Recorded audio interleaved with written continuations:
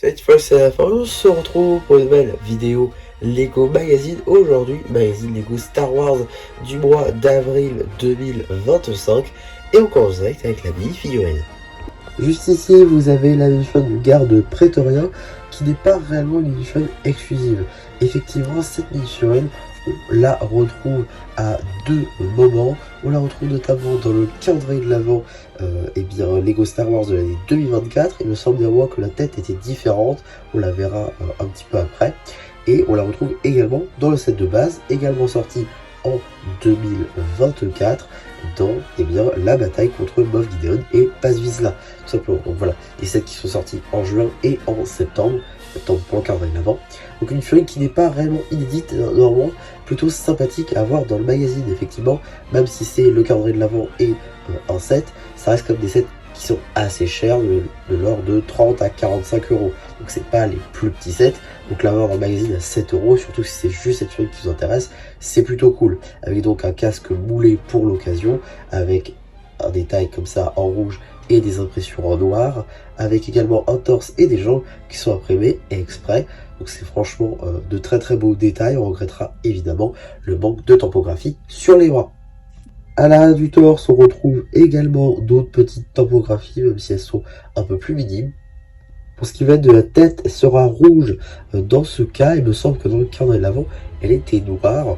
Donc n'hésitez pas à me le dire si vous avez vu le short dédié. Pour le coup, je m'en souviens plus, je dois avouer.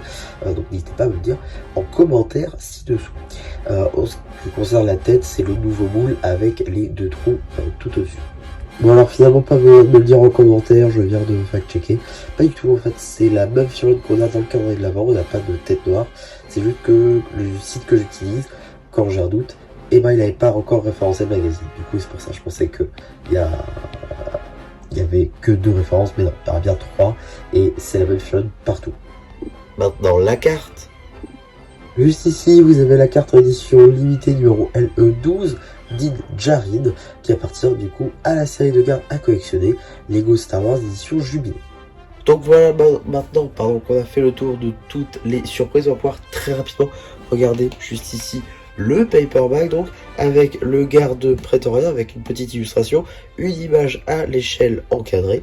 On a également l'échelle qui mise juste ici, ainsi que le numéro d'item qui vous permettra de le rajouter à votre collection reset ou tout simplement d'obtenir les instructions sur le site de Blue Ocean. En ce qui concerne le magazine, on est sur un format classique à 6,99 € dans lequel on va pouvoir découvrir, comme à l'accoutumée, un petit sommaire sur 2 pages. Voilà, c'est le classico-classique dans le magazine Star Wars, avec une BD dans un premier lieu qui n'a rien à voir avec notre surprise du jour. Là encore, tout à fait classique. Voilà, BD que vous retrouverez bien évidemment sur la chaîne BD. Il faut juste le temps que les vidéos et que les vidéos sur cette chaîne et celles sur la chaîne BD soient coordonnées entre elles. On a également juste ici une petite publicité pour le Climberback de Kai, sorti en mars 2024, donc un set qui date un petit peu.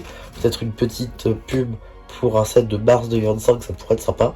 En tout cas, suite de cette BD qui visiblement met Boba Fett au cœur de celle-ci. Voilà, suite et fin de cette BD avec un petit poster concernant visiblement la postlogie. Poster plutôt cool, j'ai l'impression. Également un petit poster, bon, un peu plus sobre, on va dire, longue vie à l'Empire, avec des modèles 3D de deux figurines du magazine, ainsi que de Moff Gideon.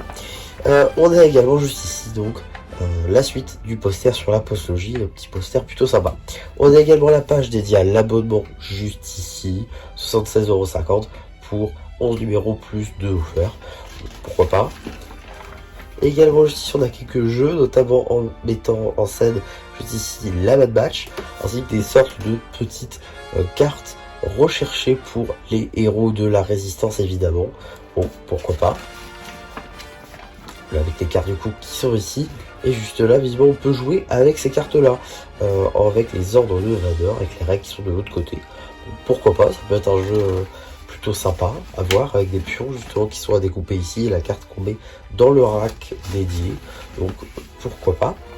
Et également on a d'autres petits jeux en rapport avec la résistance ou les rebelles.